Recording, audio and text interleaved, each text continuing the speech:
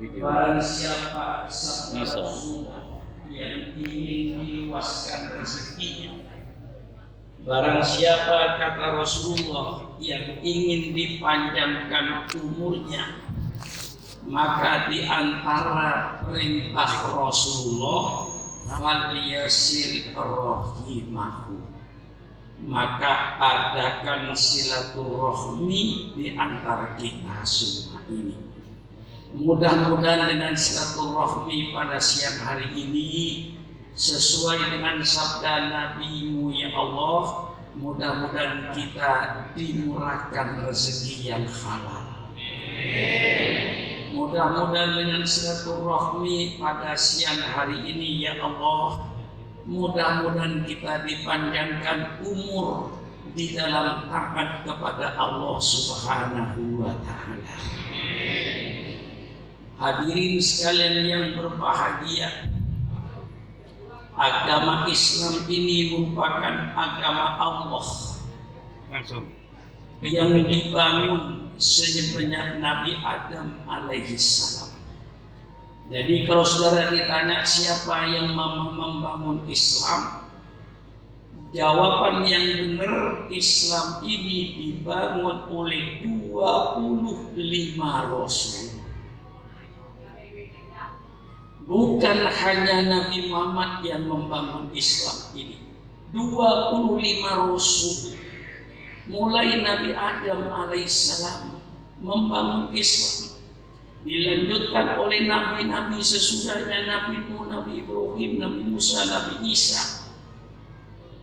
Sebagai terakhir finishing penyempurna bangunan ini adalah junjungan kita Nabi besar Muhammad sallallahu alaihi wasallam.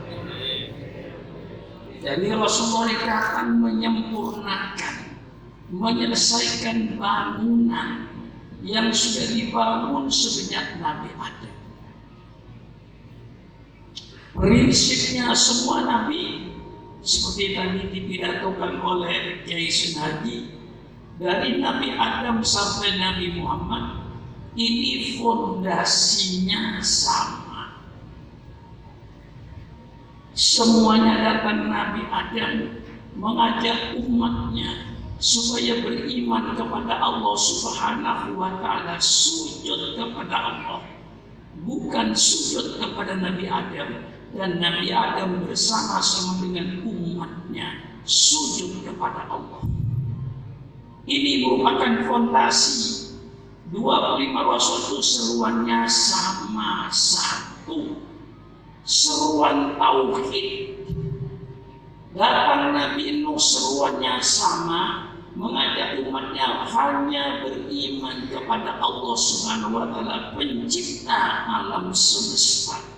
Sujud kepada Allah, bukan sujud kepada Nabi Nuh. Dan Nabi Nuh bersama-sama dengan umatnya sujud kepada Allah. Datang Nabi Ibrahim, seruannya sama. Nabi Ibrahim mengajak umatnya supaya beriman kepada Allah, sujud kepada Allah, jangan mensekutukan Allah. Tidak sujud kepada Nabi Ibrahim, dan Nabi Ibrahim bersama-sama dengan umatnya sujud kepada Allah. Pun begitu datang Nabi Musa, Nabi Isa, seruannya satu. Nabi Isa mengajak umatnya beriman kepada Allah Subhanahu wa Ta'ala, sujud kepada Allah, bukan sujud kepada Nabi Isa. Dan Nabi Isa bersama-sama umatnya sujud kepada Allah. Datang junjungan kita Nabi besar Muhammad sallallahu alaihi wasallam sebagai Nabi akhir zaman yang akan menyelesaikan dan menyempurnakan bangunan agama Allah. Seruannya tidak berbeda. Nabi Muhammad mengajak umatnya supaya beriman kepada Allah, sujud kepada Allah, pencipta alam semesta ini. Bukan sujud kepada Nabi Muhammad. Dan Nabi Muhammad bersama-sama dengan umatnya sujud kepada Allah. Ini landasan utamanya. Datang Nabi Nuh disempurnakan, datang Nabi Ibrahim disempurnakan, datang Nabi Musa disempurnakan dengan kitab Tauratnya, datang Nabi Isa disempurnakan dengan kitab Injilnya, datang Nabi Muhammad, semua kitab dihapus, diangkat oleh Allah, sudah tidak ada di permukaan bumi ini. Adapun yang ada sekarang kitab Taurat, itu tulisan manusia-manusia sesudahnya. Kitab Injil yang 5 macam itu semuanya ditulis oleh manusia. Injil Matius ditulis oleh orang yang bernama Matius. Injil Lukas ditulis oleh orang yang bernama Lukas. Injil Markus ditulis oleh orang yang bernama Markus. Injil Yahya ditulis oleh orang yang bernama Yahya. Satu lagu Injil yang tidak diakui oleh gereja, namanya Injil Barnabas, yang ditulis oleh orang yang bernama Barnabas. Mengapa Injil yang terakhir tidak boleh dibaca? Karena isinya mirip dengan kitab suci Al-Quran. Sehingga kalau orang baca Injil di Prancis tidak sama dengan orang baca Injil di Indonesia. Orang baca Injil di Jepang tidak sama dengan orang baca Injil di India. Lain dengan Muslim. Orang mukmin baca Quran di Amerika sama dengan orang mukmin yang baca Quran di Pakong. Yasin wal Qur'anil Hakim. Alif Lam Mim. Orang Cina baca Quran sama dengan orang Indonesia baca Quran. Orang Arab baca Quran sama dengan orang Mesir baca Quran. Orang Mesir baca Quran sama dengan orang Madura baca Quran. Satu firman Allah asli. Yang lain menurut Al-Quran sudah dirubah, ditulis masing-masing. Nah, agama Allah yang terakhir sempurna, yang membicarakan segala persoalan hidup. Al-Quran yang sebagai mukjizat, isinya sempurna. Mulai daripada mengajarkan iman, supaya beriman kepada Allah, jangan syirik. Apa arti syirik itu? Syirik itu artinya meletakkan sesuatu, disamakan atau disejajarkan dengan Allah. Itu syirik. Misalnya patung diletakkan, disembah, disejajarkan dengan Allah, syirik. Pohon dipuja, disejajarkan dengan Allah, itu syirik.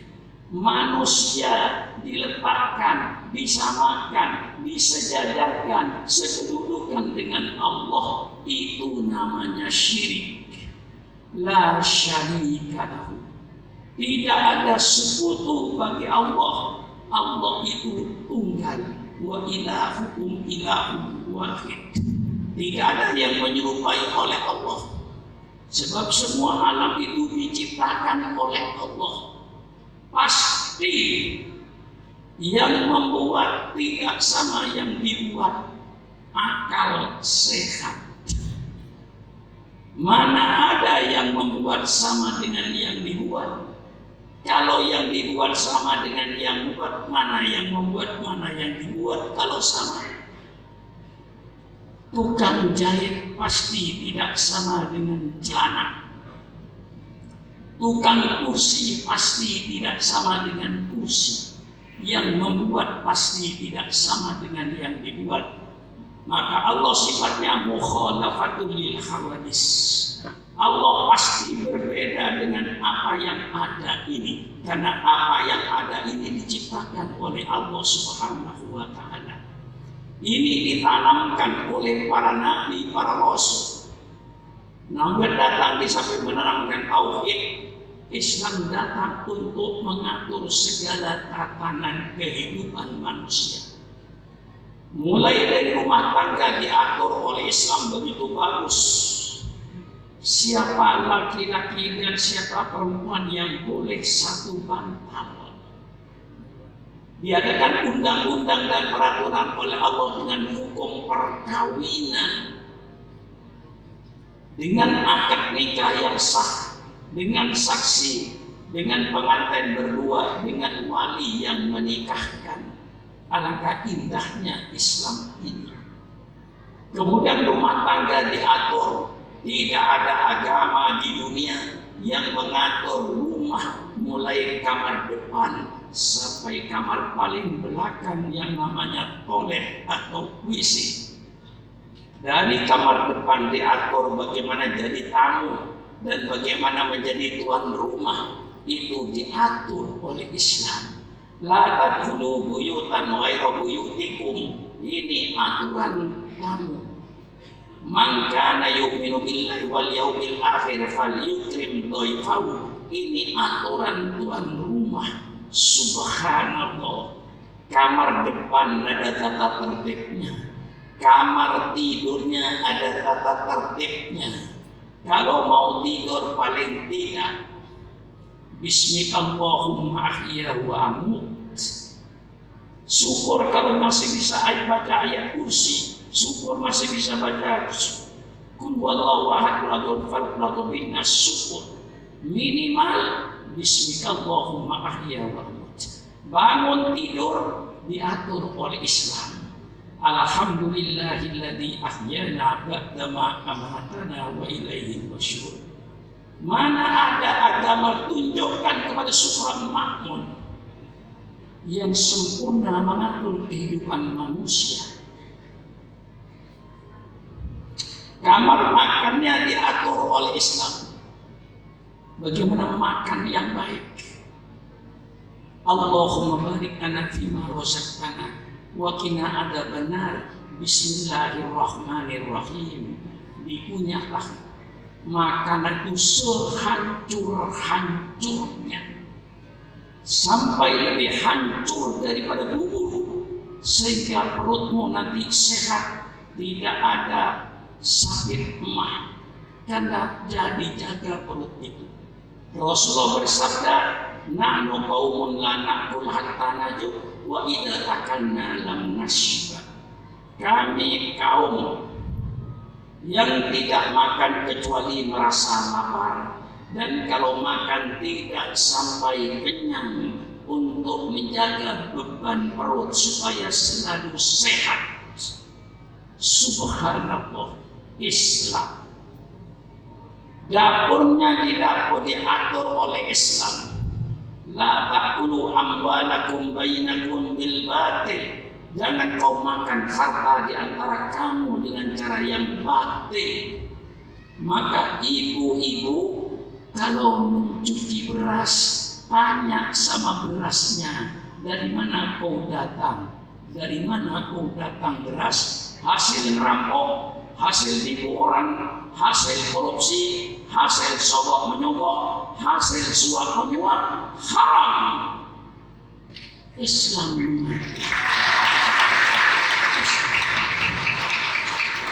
Tolong jangan tepuk tangan. Saya tersinggung. Saya ini kiai, bukan pemain sepak bola.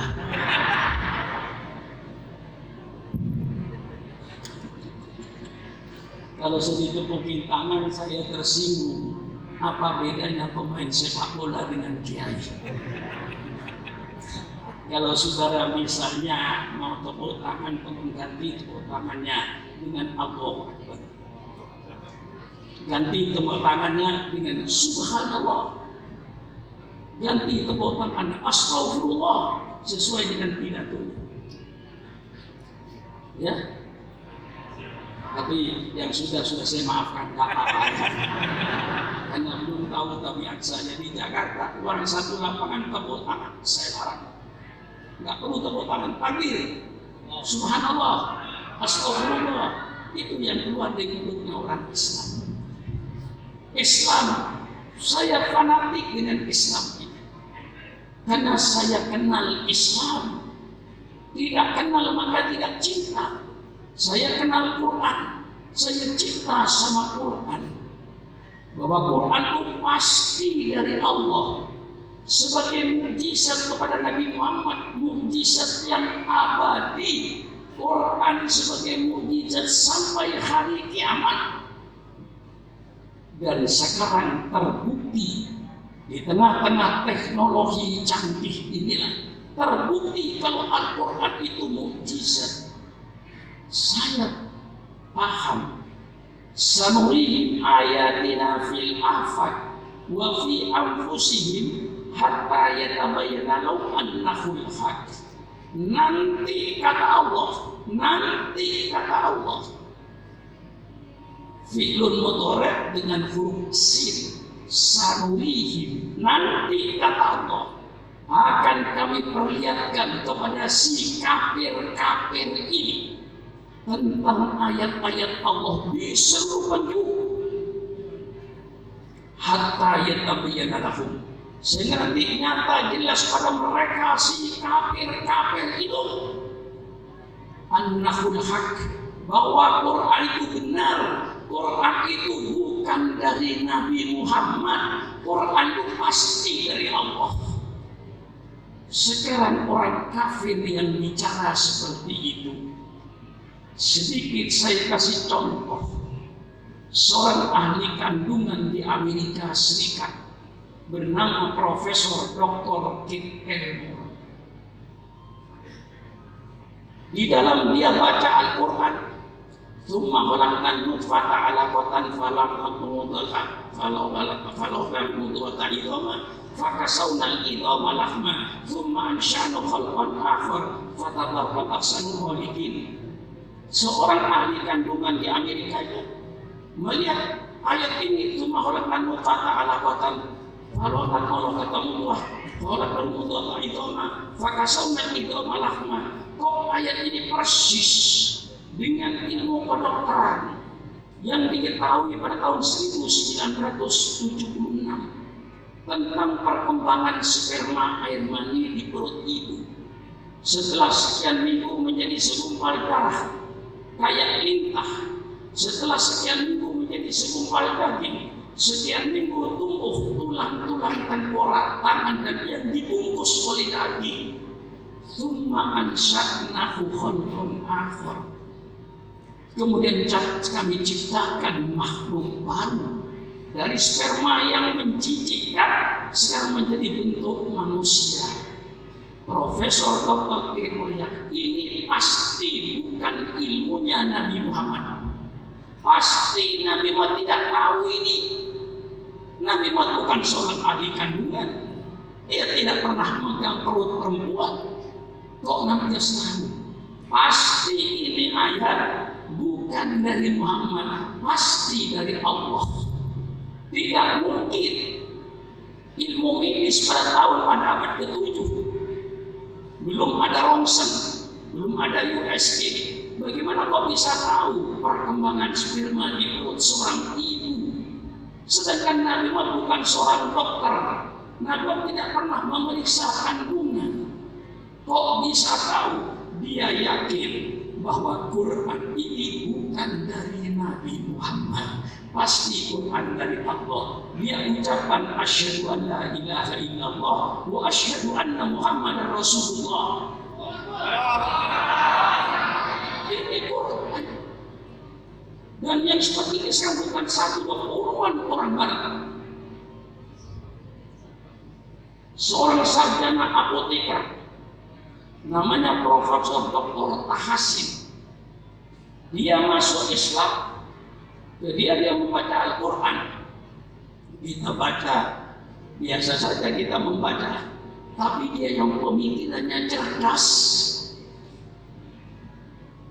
Kullama nadijat juluduhum baddalnahum juludan ghairaha liyadhuqul adab. Tatkala daging, tatkala kulit manusia ini terbakar habis, nggak ada sisanya lagi, Allah ganti dengan kulit yang baru. Mengapa Allah ganti dengan kulit yang baru? Lamun taklid, liyadhuqul adab, supaya mereka merasakan adab Allah itu. Dokter ini geleng-geleng. Dari mana Nabi kok tahu bahwa saraf itu adanya di kulit? Sehingga kalau kulit ini sudah habis terbakar, api neraka tidak panas. Supaya dia merasakan panasnya neraka, Allah ganti dengan kulit yang baru, Allah ganti dengan saraf yang baru. Supaya terus-menerus dia merasakan api neraka. Api itu Pak, tidak panas. Tidak panas api. Api panas karena Bapak di kulitnya ada saraf. Coba tidak ada saraf, panggil perempuan itu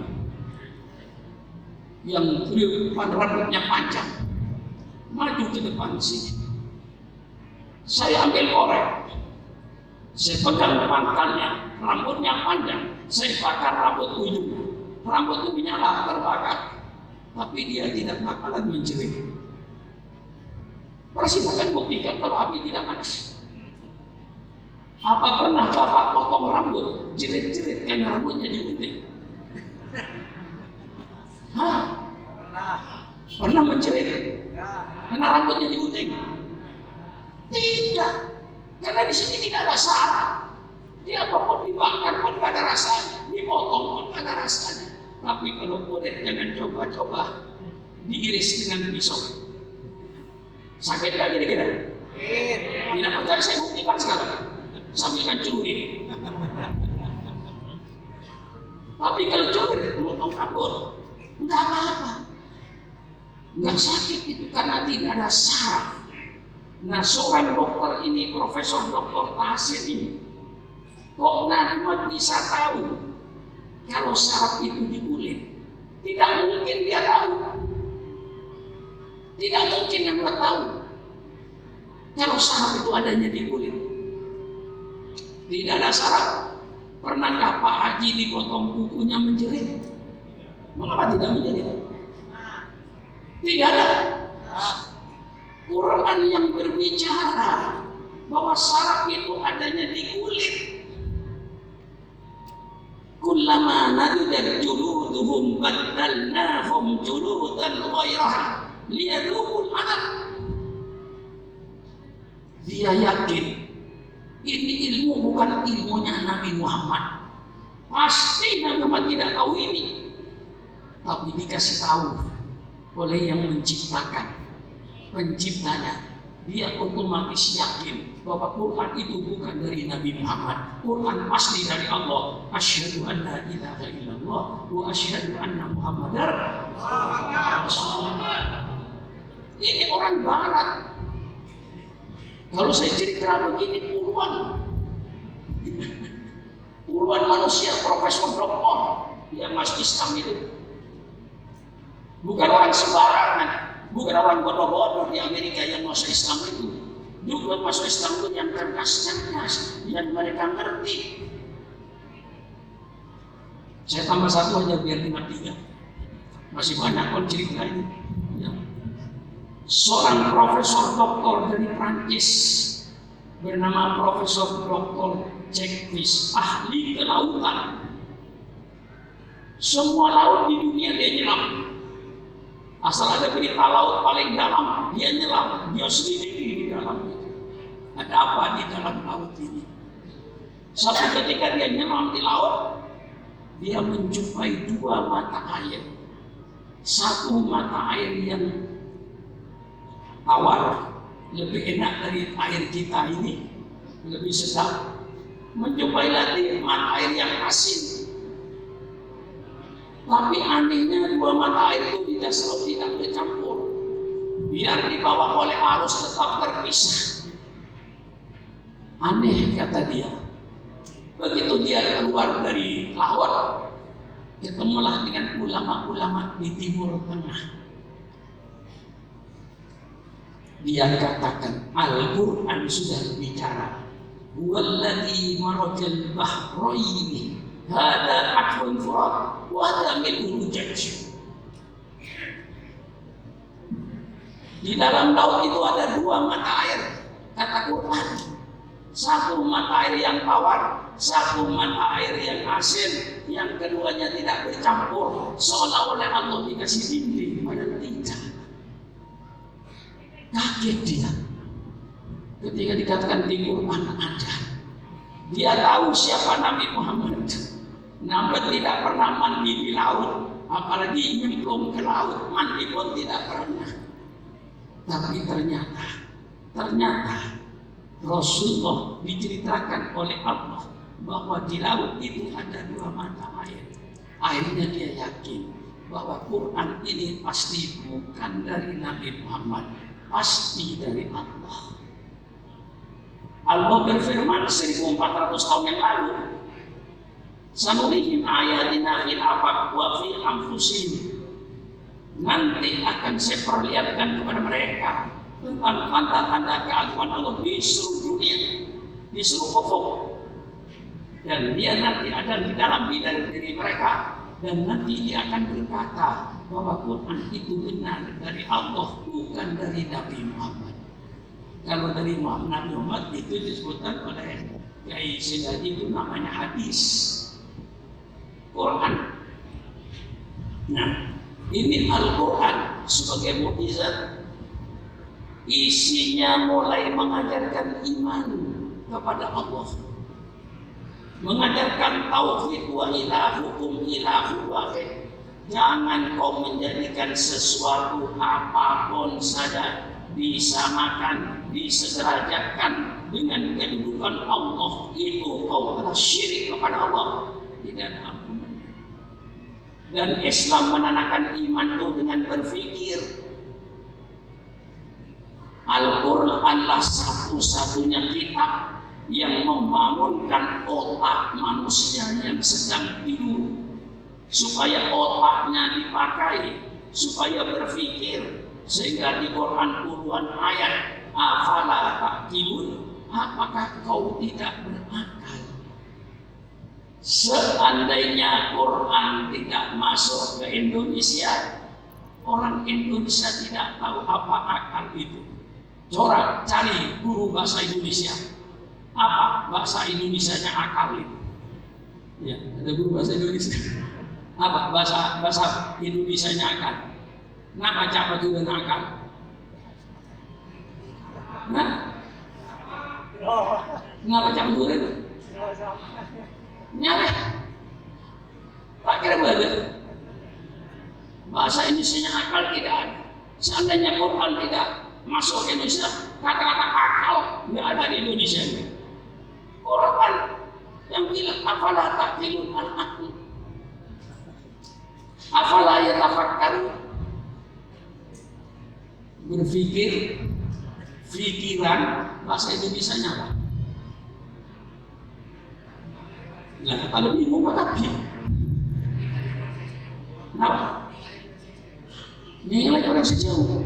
Ya, tapi sekarang meninggal orang sejauh akal. Ini hari orang sejauh. Membeda apa ini guru? Ini ngamen ini orang sejauh. Ampunlah jawab, sombong sekali kemarin. Coba telepon semua.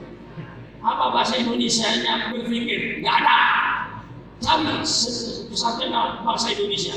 Tunjukkan ke saya. Apa bahasa Indonesia yang berpikir? Seandainya Quran tidak masuk ke Indonesia, tidak ada kata-kata berpikir. Berpikir itu Quran. Karena Quran masuk ke Indonesia, di Indonesia lalu ada kata-kata berpikir, ada kata-kata akal, ada kata-kata adil. Coba bahasa Indonesia-nya adil apa? Cari dulu bahasa Indonesia. Adil. Bahasa Indonesia.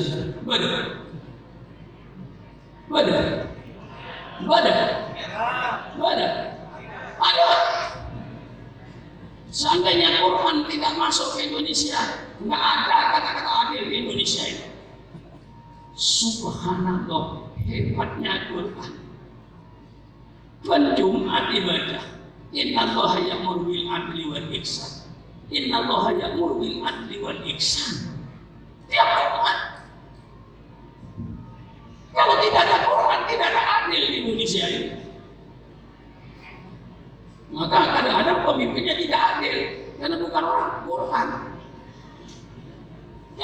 Quran itu diadil oleh Quran. Itu Islam menanamkan tauhid dengan pakai akal sehat. Seluruh otak disuruh bangun oleh Quran.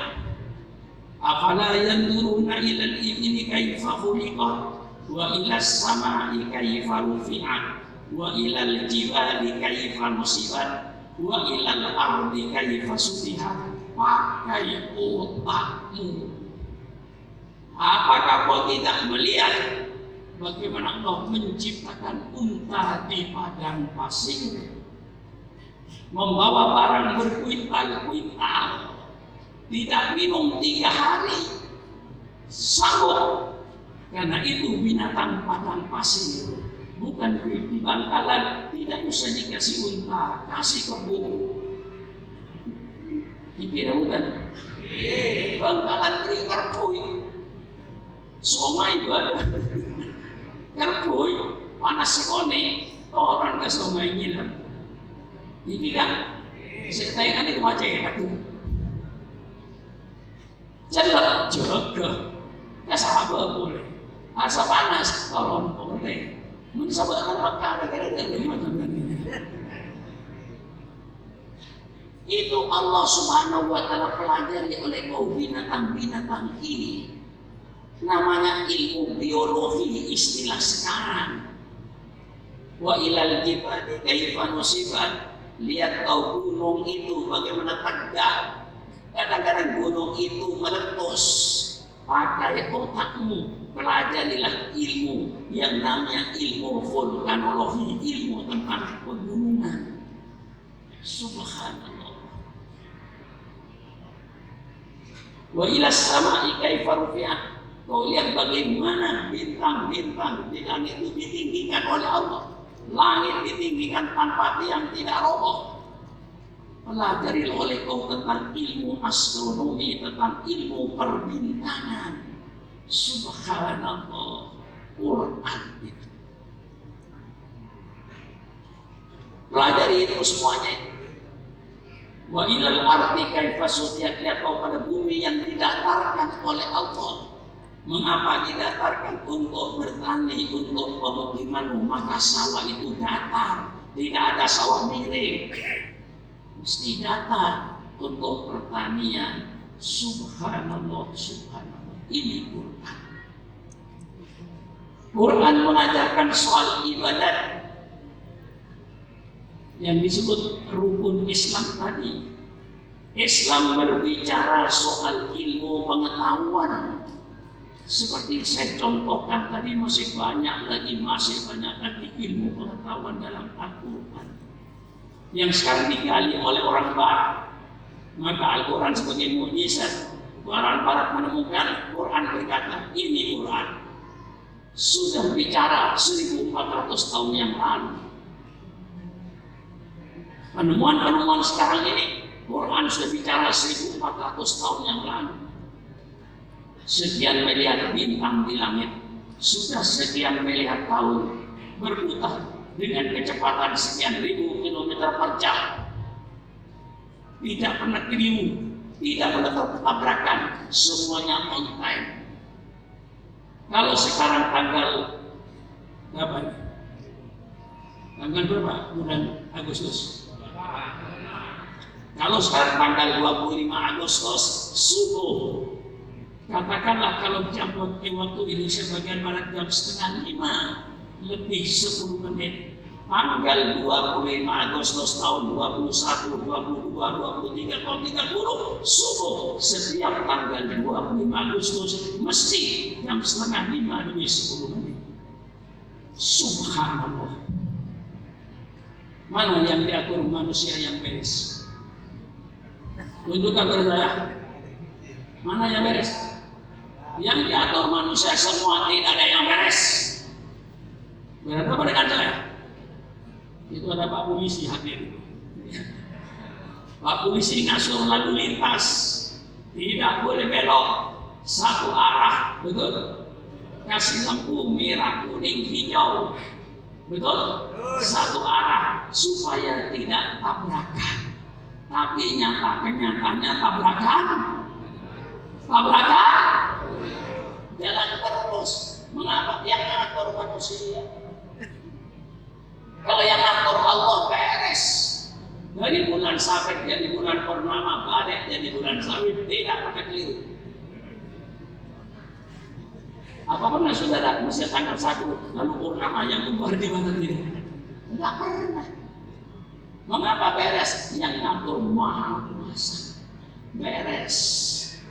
Kalau yang diatur mau tidak, apalagi atur kantor. Yang paling tidak beres kantor kantor. Isinya maling-maling semua itu. Betul atau tidak? Betul atau tidak? Bupatinya masuk penjara, gubernurnya masuk penjara, ya Pak ya? Menterinya masuk penjara, berbondong-bondong kadang-kadang masuk penjara rombongan, masuk penjara berjamaah, bukan sholat duhur saja yang berjamaah. Siapa yang atur? Manusia. Korupsi orang galela, semakin ada peraturan melarang korupsi, semakin jadi korupsinya. Betul atau tidak? Dikasih KPK, malingnya tambah besar. Dan tambah jadi ini. Karena yang ngatur manusia.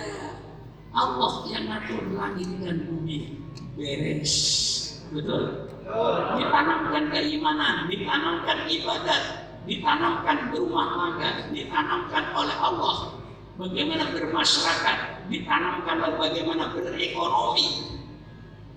Di tengah-tengah majunya ekonomi teknologi sekarang ini, lahir Islam dengan bank syariahnya, bahwa Islam mampu mengatur ekonomi dengan sistem perbankan syariah yang tidak pakai riba, dengan sistem bagi keuntungan. Islam tampil mengatur politik, bagaimana bernegara, bagaimana jadi pemimpin, bagaimana jadi rakyat, semuanya diatur oleh Al-Quran dan Sunnah Rasulullah Sallallahu Alaihi Wasallam. Ini agama yang dibawa oleh Nabi Muhammad, agama yang sempurna mengatur segala kehidupan manusia. Datanglah pikiran-pikiran Barat yang ingin menghancurkan tatanan agama di Indonesia itu, saya katakan yang namanya liberalisme. Kebebasan adalah hak asasi manusia. Subhanallah. Subhanallah. Kebebasan adalah asasi manusia.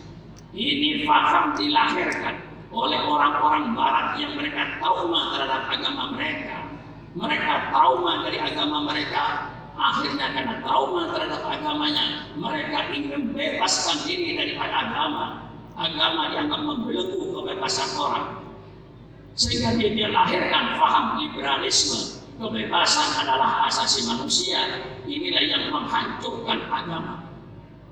Seorang tokoh liberalisme di Barat menyatakan bahwa liberalisme dan HAM, kebebasan adalah manusia untuk menghindarkan manusia, untuk membebaskan manusia dari asuhan agama. Itu tujuan mereka. Jadi liberalisme, kebebasan adalah hak asasi manusia, tujuannya untuk membebaskan manusia dari asuhan agama. Kalau manusia sudah bebas dari agama, berarti manusia sudah jadi binatang. Maka saya katakan di Jakarta, liberalisme dan HAM ini kalau tidak dibatasi dengan akhlak, tidak dibatasi dengan agama, maka liberalisme dan HAM tujuannya adalah untuk membinatangkan bangsa Indonesia supaya bangsa itu jadi binatang. Laki-laki dengan perempuan bebas bergaul, tidak ada batas, asal mau sama mau. Istri orang berzina dengan suami orang tidak peduli, asal mau sama mau, tidak pidana, halal. Inilah pembinatangan bangsa Indonesia sekarang ini. Ini yang kita hadapi. Ya, saya kalau sudah agama, jadi mudah saja. Bu, Tahu umur saya, Bu? Nggak tahu. Umur saya ini, Bu, sudah 82 tahun. Kalau dihitung dari Hijriah, dihitung bulan Masehi, saya sudah 80 tahun umur saya. Tapi kelihatannya gimana, Bu? Masih muda apa tua, Bu? Jangan macam-macam kok. Itu yang bilang masih muda, itu jelas naksir saya itu orang. Itu namanya perempuan mata keranjang. Sudah tahu saya tua. Ya. Iya. Sudah 82 tahun. Kalau dihitung dengan bulan Komariah. Kalau dihitung dengan bulan Miladiah, saya hidup 80 tahun. Sudah tua. Berpidato sudah 58 tahun. Hidup saya berpidato selama 58 tahun sudah sekarang lebih. Pidato itu 58 tahun. Sampai sekarang sudah tua ukuran. Nah inilah saya perhati bersama Islam saya tahu. Nah, diturunkanlah Al-Quran ini. Pada zaman Rasulullah tidak ada masalah. Mengapa tidak ada masalah? Karena tiap ada masalah, sahabat tanya Rasulullah, jawab selesai. Tanya Rasulullah, jawab selesai. Nah, setelah Rasulullah wafat, tinggallah para sahabat-sahabat Rasulullah. Rasulullah berpesan, alaikum bi sunnati wa sunnatil khulafa'ir rasyidin al-mahdiyyin addu bin nawajid. Pegang sunnah saya, kata Rasulullah, dan sunnah-sunnahnya khulafa'ur rasyidin ini. Ya dijamin Rasulullah, insya Allah khulafa'ur rasyidin sudah mengikuti Rasulullah. Nah, Rasulullah memberikan Al-Quran, memberikan pesan. Maka lil mu'mina liyaghfiru kafatan falaula nafaru min kulli firqatin minhum ta'ifatun yatafaqqahuna fid din liyunziru qaumahum idza raja'u la'allahum yahtadun. Tidak pantas umat Islam berangkat perang semua. Tidak boleh, kata Rasulullah. Hendaknya ada sekelompok manusia yang memperdalam, memahami agama. Yatafaqqahuna fid din, yang mereka memperdalam agama. Jangan semua pergi ke medan perang, mati semua, selesai, Islam habis. Supaya Islam tidak habis, jangan pergi ke medan perang semua. Hendaknya ada sekelompok, kata Quran, untuk memperdalam ilmu agama. Mereka nanti yang akan memberikan pelajaran kepada mereka setelah balik dari medan perang. Jadi para ulama yang tafaquna fiddin ini menjadi contoh suri teladan panutan. Setelah Rasulullah, setelah para sahabat, zaman sahabat kembali pada sahabat bisa menjawab, ya saya pernah dengan Rasul ini segala macam. Sahabat meninggal dunia, alhamdulillah Quran telah memberikan wasiat. Tidak pantas semua orang pergi ke medan perang, tapi hanya ada sebagian mereka yang yatafaqqah fiddin, yang memperdalam ilmu agama, dan inilah nanti yang berhak untuk menjadi panutan. Dipesan oleh Al-Quran setelah Nabi wafat, sahabat datang, masa dipesan, fas'alu ahla dzikri in kuntum la ta'lamun. Bertanyalah kau kepada orang yang tahu kalau kau tidak tahu. Yang tahu tentang Al-Quran dan Sunnah adalah para ulama. Innama yakhshallah min ibadihi al-ulama'u. Ini Quran semuanya. Setelah Rasulullah wafat, kita berpegang pada sunnah Rasulullah, berpegang kepada Quran. Tapi yang mengerti Quran ini adalah para ulama. Maka tidak diwajibkan semua umat Islam ini untuk ijtihad. Ada yang bertani, ada yang berdagang, ada yang jadi nelayan, ada yang pergi tukang jahit. Jangan jadi kiai semua. Kalau semuanya jadi Sukron Makmun, semua siapa yang mau ngaji? Semuanya bisa pidato kayak saya. Siapa yang mau mendengarkan? Pidatolah sendiri-sendiri di tengah sawah sini. Kalau yang nggak pernah bilang, betul? Betul? Ini Allah sudah bijaksana. Yang bertani, bertanilah. Yang berdagang, berdaganglah. Yang nelayan, nelayanlah. Nanti malam kumpul di masjid. Tidak ngaji kepada Nabi, ngajinya sama kiai. Maka kadang-kadang saya gurau dengan orang Jakarta ini. Ayo kerjasama dengan saya. Oh iya Pak, kerjasama apa? Saya buka kitab. Kamu dagang di Tanah Abang, cari duit. Nanti Isya ketemu saya di Mesir. Apa yang saya dapati, saya kasihkan kepadamu. Apa yang kamu dapati, kasihkan dong sama saya. Namanya apa ya? Kerjasama kan? Jangan kiai ngajar sudah mati baca kitab. Ngaji Isya, pulang-pulang. Terima kasih kiai. Cuma terima kasih. Ya bukan saya minta tanda ya. Tapi itu namanya saya guru. Yang ngaji sama saya itu sudah ingin pegawai lah ke kantor. Yang dagang lah di Tanah Abang kata saya. Yang dagang di pasar lah kata saya. Semua masing-masing kerja sebaik-baiknya. Nanti Isya datang ke masjid, saya ngaji sama saya. Apa yang saya dapati dalam kitab, saya berikan kepadamu. Mestinya apa yang kau peroleh dari pasar, sebagian berikan kepada saya. Betul kan? Itu kerjasama. Sambil gurau saya. Di sinilah karena Allah tahu ini ada penjahit, ini ada yang ekonominya begini, maka hendaknya sekelompok orang harus ada yang jadi kiai. Inilah nanti yang akan menjadi panutannya. Taat sama kiai berarti taat sama sahabat.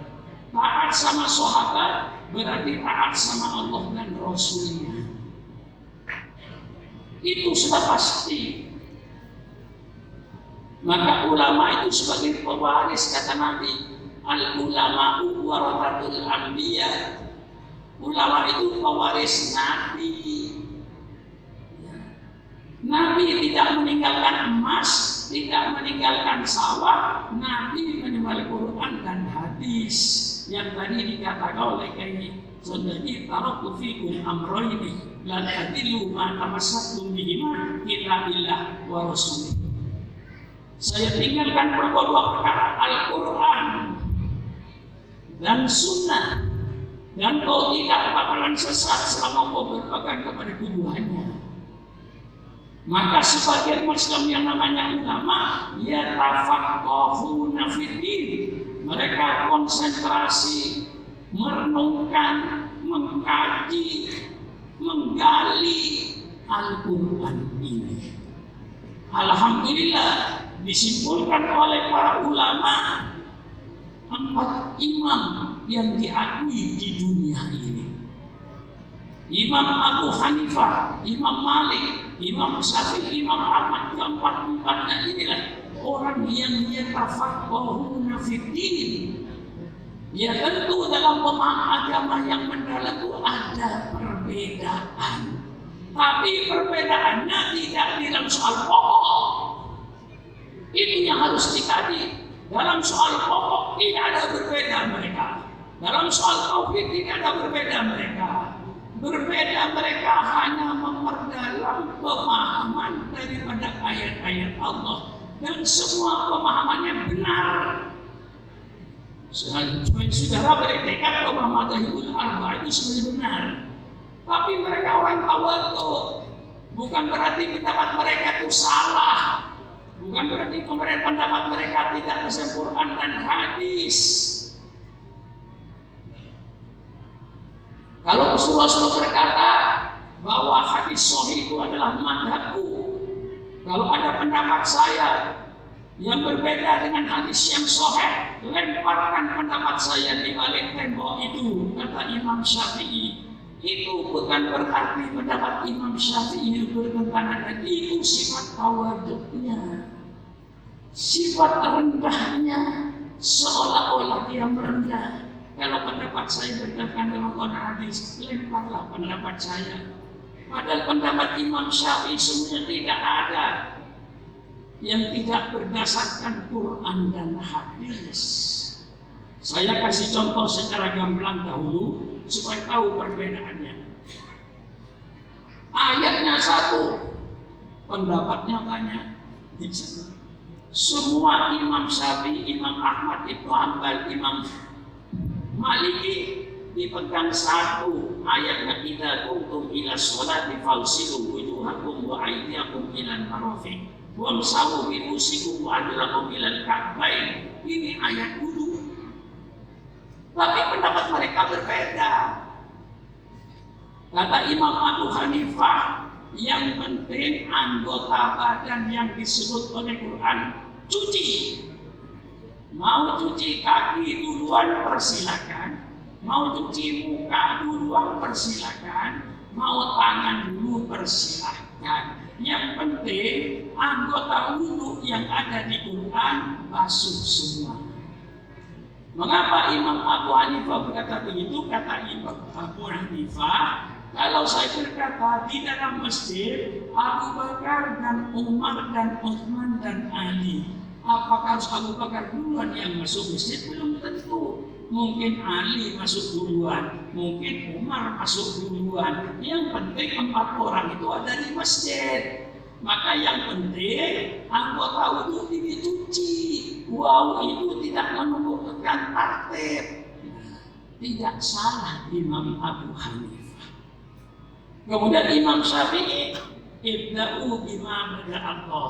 Mulai dengan apa yang dimulai oleh Allah. Kalau Allah bilang duduk muka dulu, ya muka dulu. Setelah itu tangan, setelah itu satu kepala, satu kuping, sedang kaki. Itulah kata Imam Syafi'i. Ikutilah, mulailah dengan apa yang dimulai Allah. Seperti saudara Syafi'i, baina sofa wal marwah, dari sofa ke marwah, karena Allah mulai sofa, ya mulai dari sofa. Maka kata Imam Syafi'i, mulai dari muka, berakhir dengan kaki. Berbeda pendapatnya. Kedua-duanya benar, saya tidak menyalahkan. Cuma lebih teliti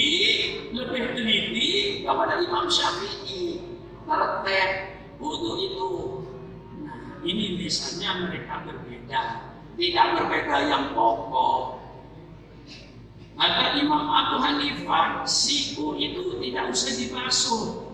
Kata Imam Syafi'i, siku itu dibasuh. Mengapa? Karena Allah berkata, wamsahu fagsilu wujuhakum wa aydiyakum ilal marafiq, sampai kepada siku.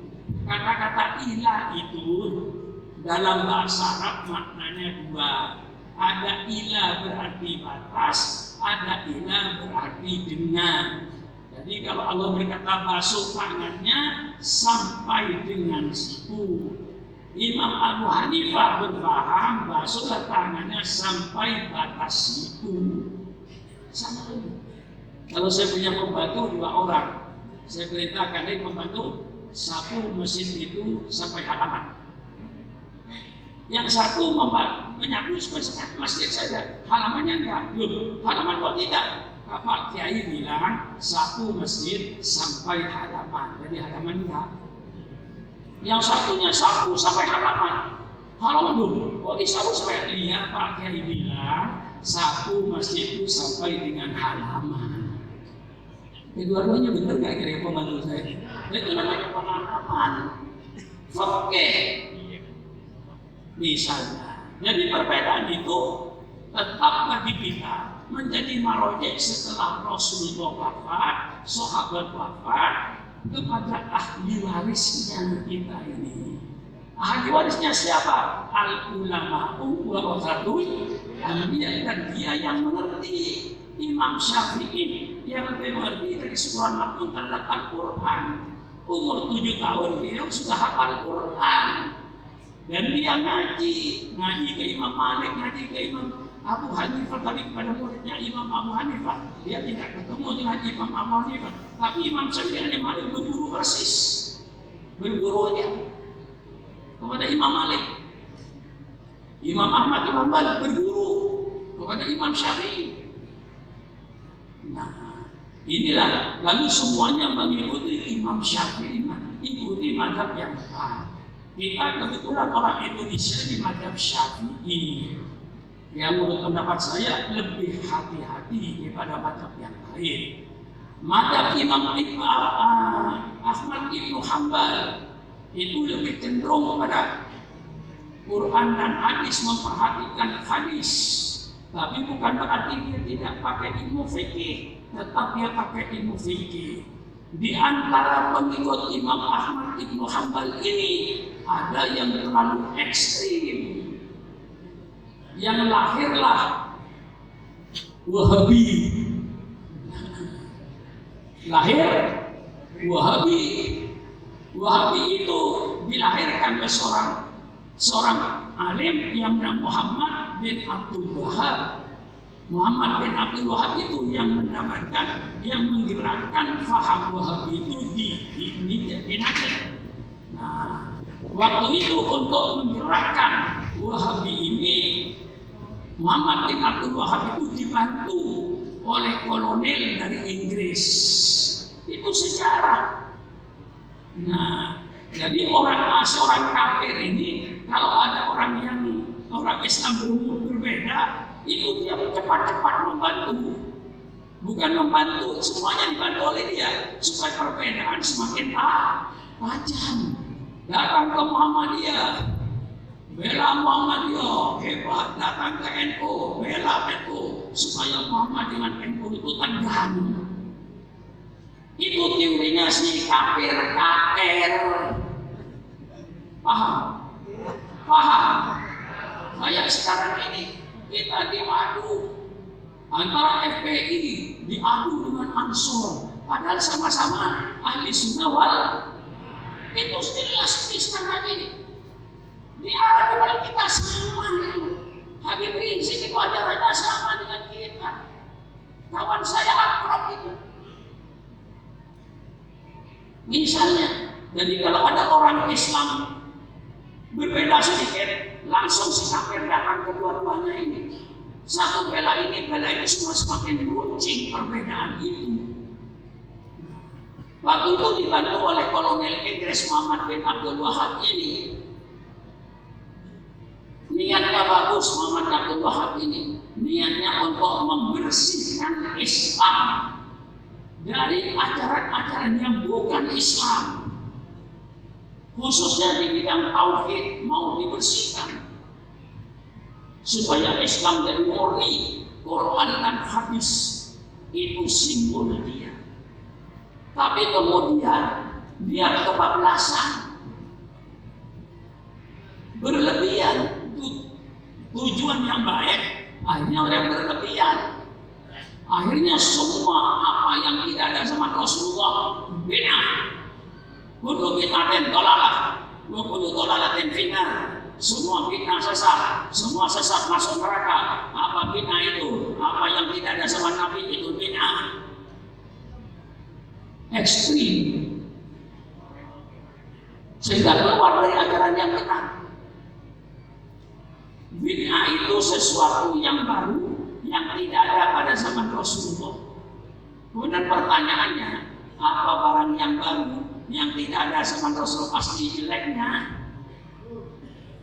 Tolong jawab. Apakah sesuatu yang baru yang tidak ada zaman Nabi pasti jeleknya? Belum tentu. Mungkin jelek, mungkin juga baik. Itu pikiran Imam Syafi'i. Ini ikut pikiran Sayyidina Umar. Ketika Sayyidina Umar mengadakan tarawih 23 rakaat berjamaah. Kalau sholat tarawih sebelum Sayyidina Umar tidak pernah ada. Zaman Abu Bakar tarawih berjamaah tidak ada. Tarawih sendiri-sendiri. Zaman Rasulullah tarawih berjamaah tidak ada. Sayyidina Umar lah memulai tarawih berjamaah. Yang ditunjuk waktu itu seorang sahabat bernama Ubay bin Ka'ab untuk menjadi imam. Setelah kelihatan 12.000 jamaah ini di Madinah teratur, rapi sholatnya. Apa kata Sayyidina Umar? Nikmatil bid'atu hadi. Inilah sebagus-bagus bid'ah. Bid'ah yang bagus, sembahyang tarawih berjamaah. Ini bid'ah yang bagus ke Sayyidina Umar. Sayyidina Umar yang mengadakan. Subhanallah. Jadi sholat tarawih berjamaah itu bid'ah. Zaman sholat tidak ada. Tapi Sayyidina Umar inilah bid'ah yang bagus. Ya kalau sudah tidak mau berkata bid'ah yang bagus ada, ya lawan Sayyidina Umar dengan lawan saya. Imam Syafi'i berpikirnya al-bid'ah atau bid'atani, kata Imam Syafi'i, ada dua macam. Al-bid'ah al-mahmudah, bid'ah yang terpuji, wal bid'ah madhmumah, dan bid'ah yang tercela. Apa bid'ah yang terpuji? Ma yuwafiqul Qur'an was sunnah. Biar itu barang baru, kalau tidak bertentangan dengan Quran dan hadis, itu bid'ah hasanah. Kalau bid'ah yang jahat, yang masuk neraka, bid'ah yang bertentangan dengan Quran dan hadis, itulah bid'ah yang masuk neraka. Bagaimana? Paham? Paham?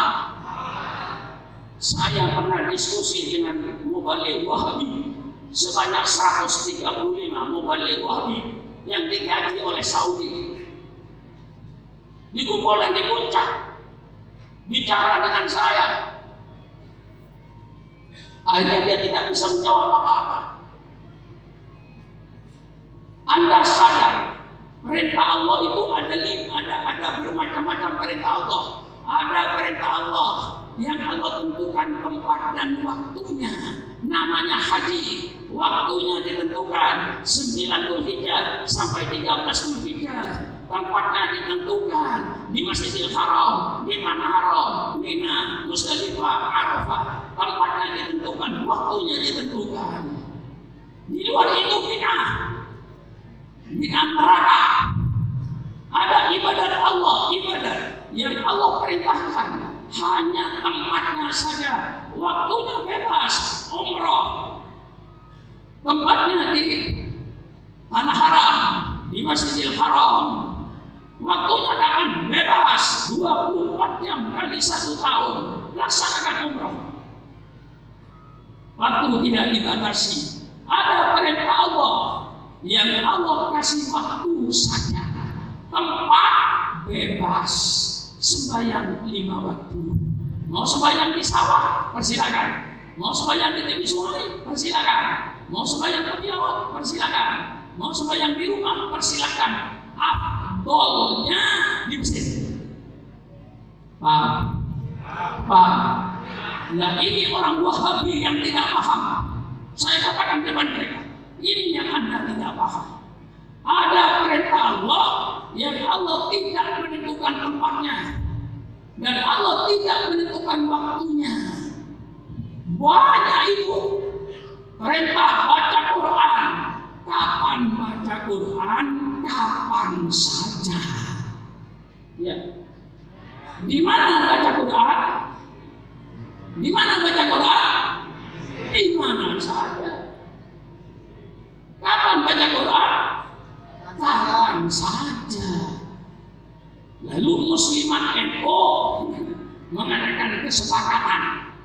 Mari malam Jumat kita kumpul yasinan bersama. Betul? Yang pasti zaman Rasulullah yasinan bersama setiap malam Jumat tidak ada.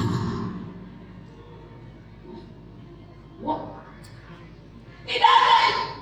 Lalu sekarang Muslimat mengadakan yasinan tiap malam Jumat istiqomah. Apakah orang yang baca yasin setiap malam Jumat istiqomah masuk neraka?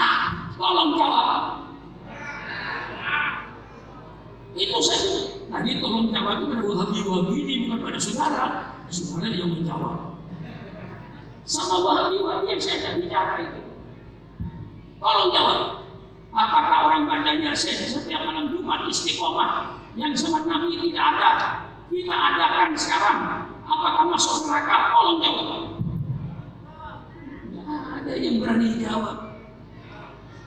Nah, itu kata saya. Perintah Allah yang tidak pakai waktu dan tidak pakai tempat itu tergantung pada kita. Misalnya bupati atau camat kalau malam minggu seluruh pegawai kecamatan kumpul zikir kepada Allah. Yang pasti zikir setiap malam minggu zaman Rasulullah tidak ada. Apakah seorang orang yang zikir tiap malam itu istiqomah masuk neraka? Ini yang perlu pencerahan saya ini dengan saudara, supaya saudara itu tidak keluar dari ahli sunnah wal jamaah. Tidak semua barang yang baru pasti masuk neraka, pun tentu. Lihat barang barunya itu. Zikir setiap malam minggu zaman Rasulullah tidak ada. Kemudian pegawai negeri mengadakan zikir tiap malam minggu, baca istighfar 100 kali, zaman Nabi tidak ada. Baca subhanallah 100 kali. Zaman Rasulullah tidak ada. Lalu pegawai negeri yang malam minggu kumpul zikir kepada Allah. Apakah masuk neraka? Apakah masuk neraka? Yang tua-tua kayak saya yang sudah bau kuburan, kok ketawa? Ya kalau kayak saya ini Pak, sudah 82 tahun ini sudah berbau kuburan. Sehingga saya di Jakarta ini sudah tak punya kawan Pak. Yang dulu pidato dengan saya mati. Dulu Habib yang pidato dengan saya mati. Kawan-kawan saya semuanya sudah pada mati. Syukuran makmun yang masih hidup. Jadi saya termasuk bau kuburan. Karena tuanya, bukan karena ilmunya, karena tuanya. Para kiai Jakarta kumpul, para habaib di Jakarta kumpul. Karena tuanya saya dipilih, diminta menjadi ketua umum karena tuanya. Jadi lebih tua dari saya sudah ada di Jakarta ini. Maka saya sudah berbau kuburan. Orang yang malam Jumat tahlilan itu bukan bid'ah sayyi'ah, itu bid'ah hasanah. Maka saya di Jakarta berkata, kalau ingin Islam itu hidupkan bid'ah, bikin bid'ah sebanyak-banyaknya. Asal bid'ah hasanah, Islam akan hidup di Indonesia. Betul? Adakan bid'ah sebanyak-banyaknya. Malam Senin sholawatan diperintah oleh Allah langsung Al-Quran. Ya ayyuhalladzina amanu shallu alaihi wasallimu taslima. Kapan kita baca sholawat? Kapan saja. Di mana kita baca sholawat? Di mana saja. Malam Senin kita sholawatan di masjid-masjid. Hidupkan bid'ah yang baik ini. Dengan banyaknya bid'ah hasanah, maka Islam akan hidup di negara Republik Indonesia ini. Mematikan bid'ah hasanah sama dengan mematikan Islam. Maulid bid'ah, tahlilan bid'ah, ziarah kubur bid'ah, mati Islam. Ya kita tahlilan itu ulama sudah cerdas itu. Kita diperintahkan menolong orang mati, betul tidak? Kita diperintahkan takziah. Kalau ada orang mati di kampung Anda, satu orang tidak ada yang datang ke rumahnya, sedih atau tidak? Sedih atau tidak? Orang meninggal dunia diperintahkan takziah, datang kamu untuk ikut berduka cita, untuk menggembirakan orang yang sedang keluarganya kematian. Kumpullah tetangga ini. Begitu kumpul tetangga kumpul, mana lebih bagus ketika kumpul ngobrol. Kata orang Jawa, orang itu ngobrol kemana-mana, tidak tahu ujung pangkalnya. Mana lebih bagus? Dengan dia tahlil mendoakan yang mati, mana lebih bagus? Mana lebih bagus? Lebih bagus tahlilan daripada ngobrol. Ngobrol sambil tertawa-ketawa. Padahal datang seorang yang sedang kematian, sedang sedih. Panggungnya ketawa-ketawa.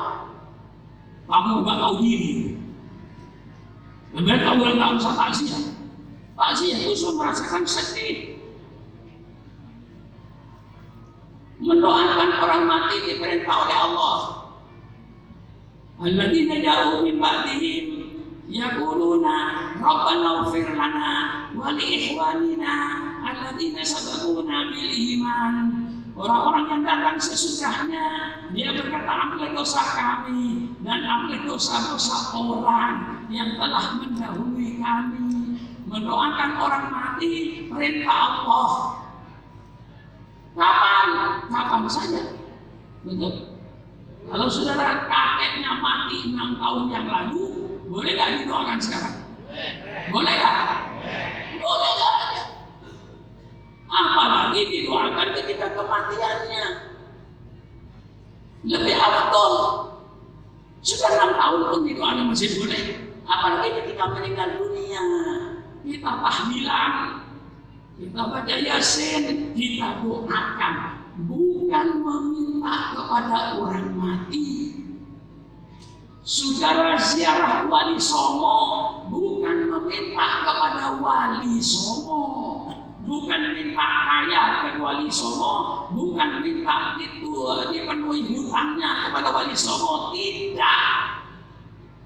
Saudara ziarah ke Wali Songo, seziarah ke sana baca Yasin, baca tahlil, doakan ya Allah, mudah-mudahan Sunan Ampel sebagai penegak Islam di Jawa Timur, ya Allah terimalah segala amal solehnya ya Allah, ampunilah dosanya ya Allah, mudah-mudahan kita yang dipanjangkan umur ya Allah, dengan ziarahnya kepada orang-orang yang kau cintai ya Allah. Saya mohon kepadamu ya Allah, saya banyak hutang ya Allah, mudahkan rezeki saya ya Allah, mintanya kepada bukan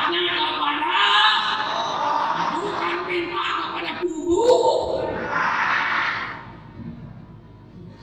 Enggak lagi kira-kira penjelasan saya. Kalau orang kuburan bisa bikin orang kaya, mestinya juru kuncinya kaya duluan. Hah? Betul atau tidak? Sudah pergi ke Sunan Giri, baca Quran, tahlil, atau baca Yasin. Ya Allah, mudah-mudahan yang saya baca ini ya Allah, ampunilah dosanya. Sunan Giri, terimalah amal solehnya Sunan Giri sebagai pakunya Islam di tanah Jawa. Dia yang berjuang mengislamkan tanah Jawa ini ya Allah. Terimalah amal soleh mereka ya Allah. Ampuni dosa mereka. Sekarang saya berziarah kepada orang-orang yang kau cintai ya Allah. Tolong ya Allah, kabulkan doa saya ya Allah. Gampangkan rezeki saya ya Allah. Gimana? Hah? Jelasin. Saya kadang-kadang pernah saya di Cirebon, perempuan nyambi samperan, orang samperan, semakin ada samperan tak pagi, ada yang jual samperan, nambah dia ngakui samperan, tiba ini saya ngakui samperan, paling bangga, samperan sampai ke kuburan. Esok-esok hati, apa isi biasa? Mbah, kula nyuwun jodoh mbah, kula nyuwun jodoh mbah, kula nyuwun jodoh mbah. Lain yang perlu diluruskan ziarah ini. Saya tegur, ada ya saya belum punya jodoh Pak, supaya dapat jodoh. Ini banyak. Ya kepada mbah. Syirik. Kau minta kepada Allah, jangan minta sama Tuhan. Sekarang apa kau bisa baca? Bisa baca Quran, bisa baca apapun Quran, kau baca Quran itu.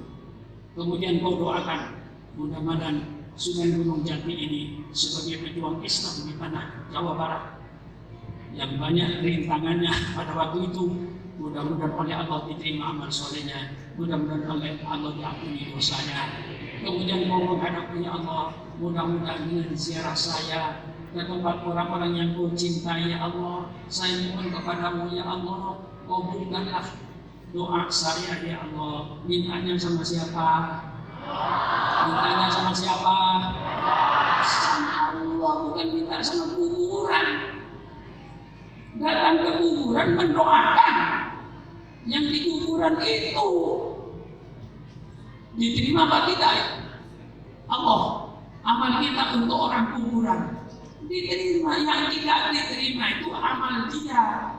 Tadi Yahim kita mata imadab in wa amalu illa min talatin sadaqatin jariyatin aw ilmin aw waladin sholihin yad'u lahu. Kalau Anda mati, putus amalnya. Dia istighfar apapun sudah selesai, tidak diterima oleh Allah. Tapi tidak menghilangkan perbuatan orang lain untuk orang lain. Istilahnya dalam tafsir zaman itu intifa'u amalin ghairi lil ghairi. Gunanya perbuatan orang lain kepada orang lain. Bukan berarti setelah putus pahalanya kita tidak boleh mendoakan dia. Itu salah besar. Imam Ibnu Taimiyah dalam kitabnya jilid 24 dia mengatakan, ini Ibnu Taimiyah itu ulama terbesarnya Wahabi. Ya, ulama Wahabi yang paling hebat kalau saya mazhab Syafi'inya, ya, Imam Syafi'inya kalau saya. Itu Ibnu Taimiyah berkata di kitabnya jilid 24, silakan dibaca. Man halala ala qabri ahadin sab'ina alaf bari'an dari qabi. Barang siapa orang yang tahlil di atas kuburan seseorang, maka dia akan dibebaskan dari siksa kuburnya. Berarti ada gunanya perbuatan orang lain kepada orang lain. Perbuatan orang lain ada gunanya untuk orang lain. Di Islam itu sangat banyak. Kita sembah yang jenazah, yang sembahyang siapa? Yang mati atau yang hidup? Yang hidup untuk siapa? Untuk yang mati.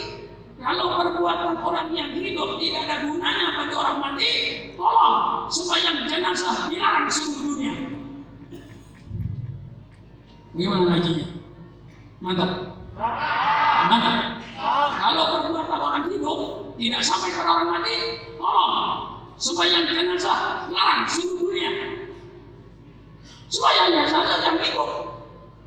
Di situ berdoa, Allahumma firlahu warhamhu wa'afi wa'afanhu Allahumma jal qabrahu rawdatan miriyadil jinan wa la tajal qabrahu ufratan min khanirat Allahumma kana musiran wa faksifasi ihsani wa kana musian tajawkan saya tadi. Siapa yang berdoa? Yang mati apa yang hidup? Untuk siapa? Siapa bilang perbuatan orang hidup tidak ada gunanya bagi orang mati? Goblok. Ngaji. Kita punya Ibnu Taimiyah. Biangnya Wahabi. Apa biangnya itu? Lu korbi deh. Bila orang biang, bikin korbi bener, dunia TV, biangnya korbi bener. Ini saya dikatakan korbi na Wahabi. Jilid 24. Orang yang berkata bahwa bacaan Al-Quran doa tidak sesuai dengan orang mati, itu orang yang tidak ahli sunnah wal jamaah. Itu saya baca. Persilakan baca kitabnya sendiri. Saya bukan orang alim. Saya bukan orang alim, tapi saya orang yang baca kitab sendiri. Tahu saya apa Ibnu Taimiyah? Itu Qorbil Wahabi. Qorbil Wahabi mau jangan kitab. Muntul tak dapat oleh orang mati. Bacaan Quran tak dapat oleh orang mati. Jadi ahli bid'ah bertentangan dengan ijma ulama. Itu jelas mari kita bongkar. Jadi korupsi ini semuanya kita tahu dokter kita terus baca kitab itu. Jilid 24 kitabnya 37 jilid Pak. Waduh duit. Apa duit? Dia masih ada. Kalah tidak sumber Pak Ekor. Tanya Ibnu Taimiyah. Orang yang berkata bahwa doa baca Quran tidak sampai kepada orang mati, itu orang yang ahli bid'ah. Bukan saya. Ibnu Taimiyah baca sedikit, kitabnya banyak kok. Mari kita baca, jangan hanya sepotong-sepotong yang dibaca. Baca semua yang sempurna. Ini ahli sunnah wal jamaah. Sampai dia berkata man halala ala qabri ahadin sabi'in alaf dari aminatil qabri. Barang siapa yang tahlil di atas kuburan seseorang 70.000. Berapa? Nggak ngerti itu. Petongkolo itu. Tahlil petongkolo itu. Kata Imam Abu Hajar, kata Imam Italian, bagi aminatil qabri. Subhanallah, subhanallah, subhanallah. Lebih banyak perintah-perintah yang Allah tidak menentukan tempatnya, kita menentukan tempatnya. Allah tidak menentukan waktunya, kita menentukan waktunya. Seperti tahlilan tiap malam minggu, yasinan tiap malam Jumat, sholawatan tiap malam Senin. Itu semuanya perintah baca sholawat. Kalau Allah dan Rasul tidak menentukan tempatnya, kita menentukan tempatnya.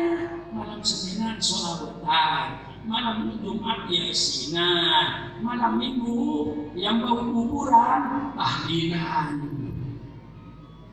Kumpul di masjid nikah tahlil, baca yasin. Nah itu perintah-perintah, dan mereka tidak memahami perintah yang tidak pakai tempat dan waktu. Lalu dia berkata, yasinan malam Jumat zaman Rasul tidak ada, bid'ah masuk neraka. Subhanallah, memang bau yang punya neraka. Seenaknya berpidato. Ini klarifikasi saya ini, supaya semuanya mari kembali, semuanya ahli sunnah wal jamaah.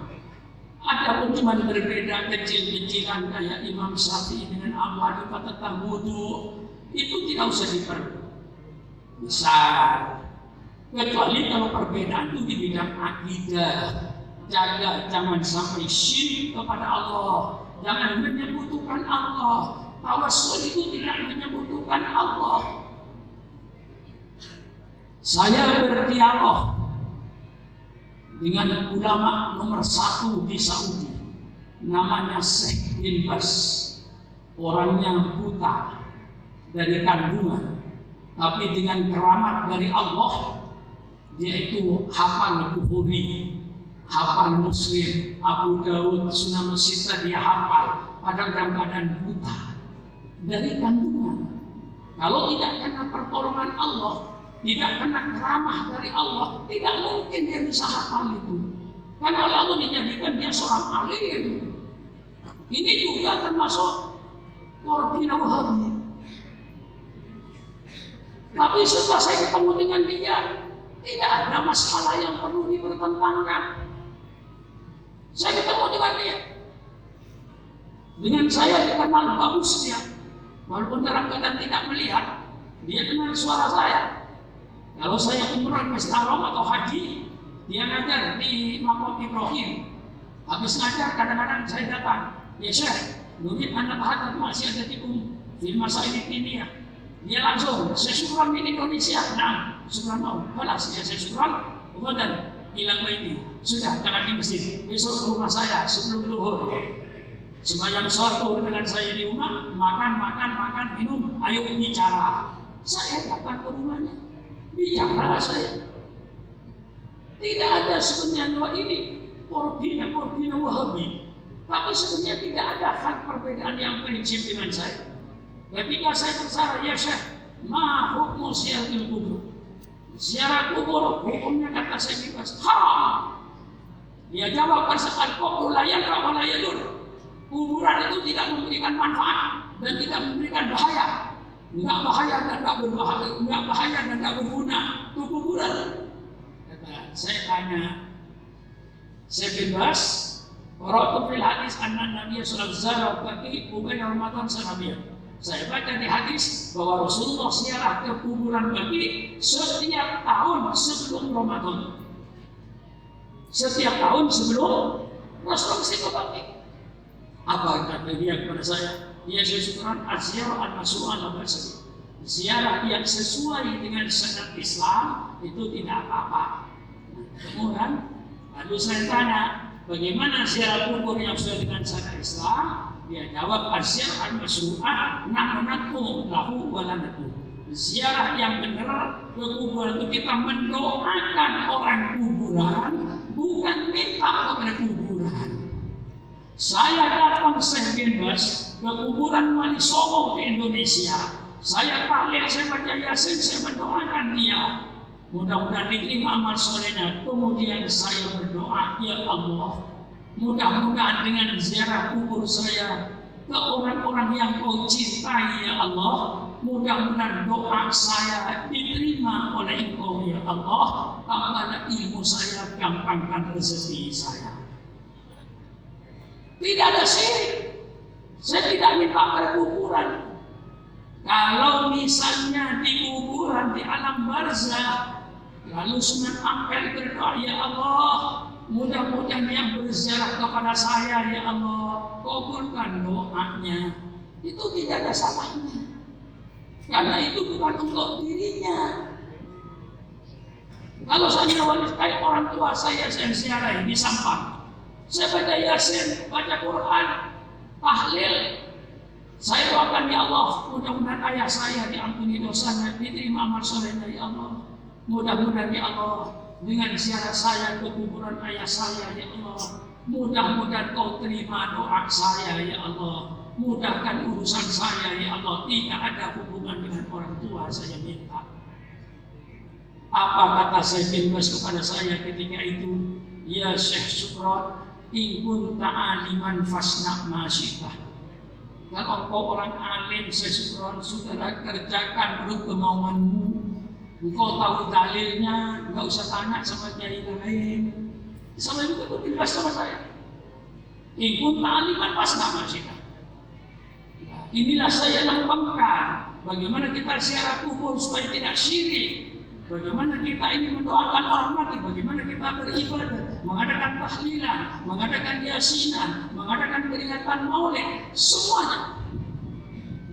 Ketika orang-orang Wahabi kumpul kepada saya katakan, tolong selamatkan Supran Makmun dari api neraka.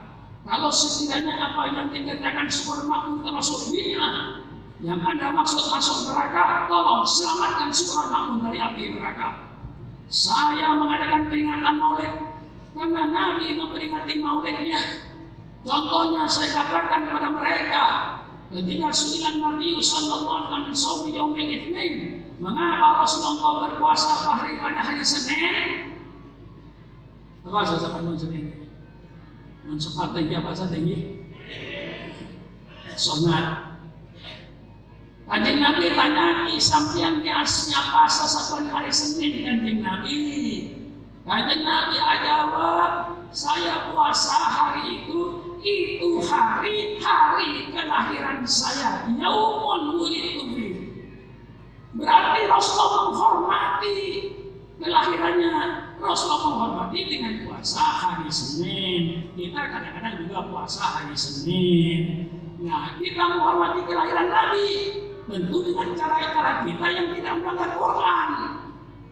Baca maulid, baca sejarah Nabi. Mengapa kita mengadakan peringatan maulid? Quran menyatakan, "Qul bi fadlillah wa bi rahmatihi fa bidzalika falyafrahu." Katakan oleh kaum Muhammad, dengan karunia Allah dan dengan rahmat Allah, hendaknya kalian bergembira. Tidak ada rahmat Allah, tidak ada karunia Allah yang lebih besar dari lahirnya junjungan kita Nabi besar Muhammad sallallahu alaihi wasallam. Itulah rahmat yang terbesar, itulah karunia Allah yang terbesar. Kita disuruh bergembira. Bagaimana bergembiranya? Aku lagi ini masih sekian cilik. Hujan wasit, aku lagi ini benar. Aku senang pada Kanjeng Nabi lahir. Ini dia. Kumpul bulan maulid. Karena ini karunia Allah terbesar. rahmat Allah terbesar. Kita disuruh bergembira, kumpul di masjid bergembira. Naudzubillah kalau benih sombong benar, ya naudzubillah. Yang mau dan berjuang gitu. Sehari mereka paling penting sekali ibu.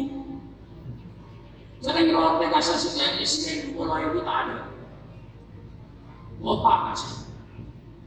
Jiwanya saya tahu. Niat hormat kanjeng Nabi. Mon dan jauh kan saya potong.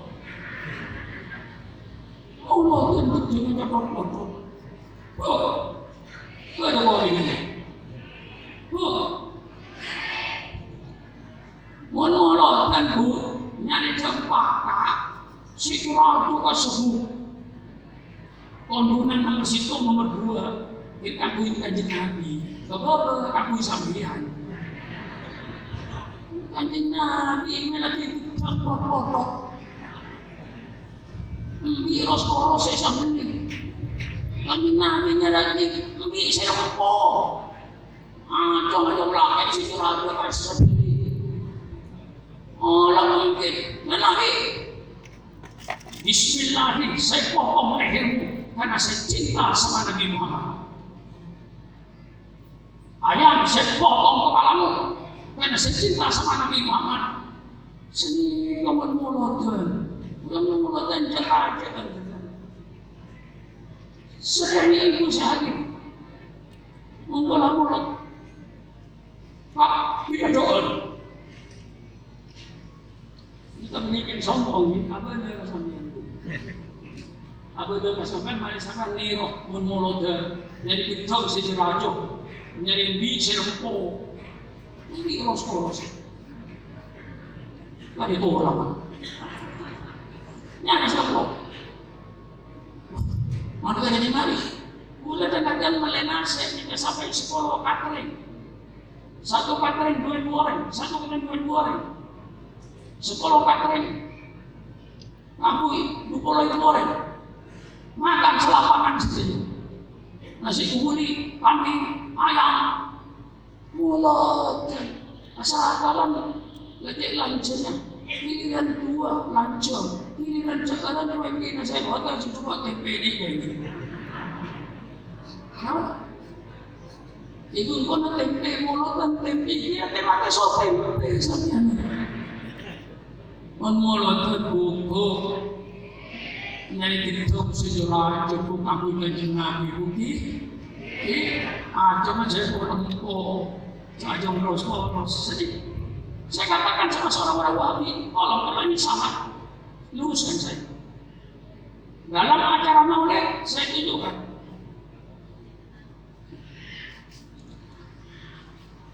Kalau maulid, saya mulai dengan baca Quran. Baca Quran perintah Allah.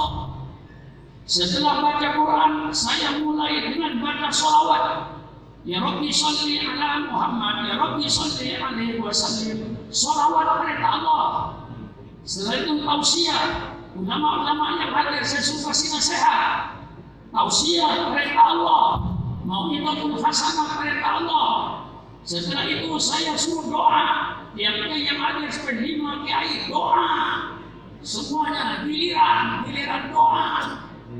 Setelah doa, keluarkanlah nasi kebuli dengan paha ayam. Karena saya cinta sama Rasulullah. Tolong, maulid mana yang saya laksanakan yang melanggar perintah Allah? Tolong, mana yang melanggar seluruh maulid yang kita kerjakan dari awal sampai doa? Seluruhnya perintah Allah. Tidak ada yang tidak perintah Allah. Kok bilang maulid tidak ada perintahnya? Ngaji. Ngaji apa? No. Jelas. Nah, itulah sekarang mari kita ini bid'ah yang baik kita hidupkan. Tahlilan di kampung-kampung, yasinan tiap malam Senin hidupkan, sholawat hidupkan. Insya Allah Islam hidup. Kalau ini dimatikan, maulid tidak ada, Isra Mi'raj tidak ada, ikuti Wahabi di Jakarta itu.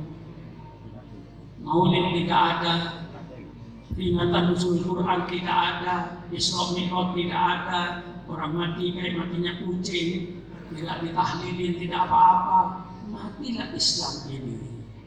Dengan adanya peringatan Maulid, Isra Mi'raj, nuzul Quran, ada silaturahmi halal bihalal, silaturahmi alumni kayak begini ini. Zaman Rasulullah tidak ada, Rasul mengumpulkan alumninya. Ya, nggak pernah kita kumpulkan alumni, kita silaturahmi dan perintah Rasulullah. Inilah saudara-saudara yang saya sampaikan. Mudah-mudahan besar manfaatnya. Saya paksakan Bapak, walaupun saya ini sudah